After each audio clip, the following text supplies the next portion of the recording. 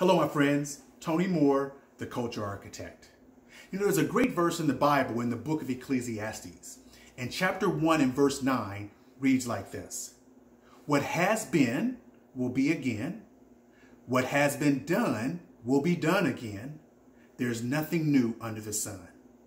You know, with all the information out there on leadership, it can be difficult or at least challenging to sort through it all and find your pathway to success. I personally am constantly studying the subject in the hopes that I'll find some new nugget of truth that I can apply to my leadership style and have a positive impact on my team. Over the years, however, I have found that oftentimes what I'm studying is not a new concept or a new construct, but rather a repackaging of a former idea that's been modernized for a new audience. I have found that, in fact, there's nothing new under the sun. Now, before you think I've gone off the deep end, let me be clear here. I'm in no way trying to discourage you from studying in order to perfect your craft. Quite the opposite, actually. You see, in my opinion, the restatement of an old idea in many ways both validates and demonstrates its value.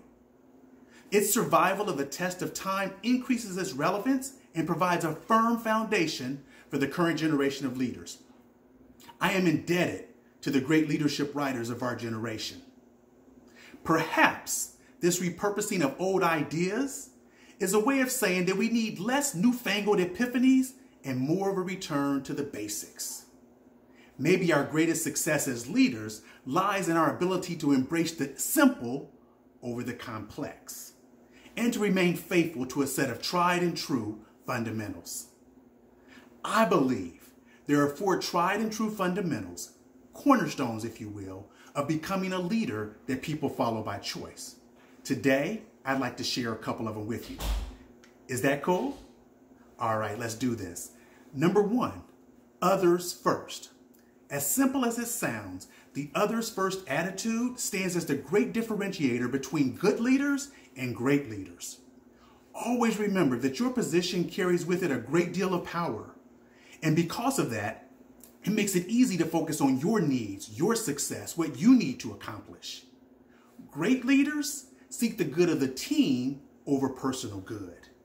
So think less about what you can do for yourself and more of what you can do for them.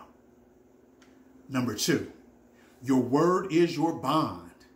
You know that before the time of written contracts, a handshake and a spoken word was considered binding. Today, white lies, half-truths, broken promises, and my favorite, alternative facts are the norm. As a leader, your words and your deeds must be inextricably linked. Failure to do so will erode your team's trust. And once trust is lost, it's nearly impossible to recover. Be impeccable with your word. That's it for today.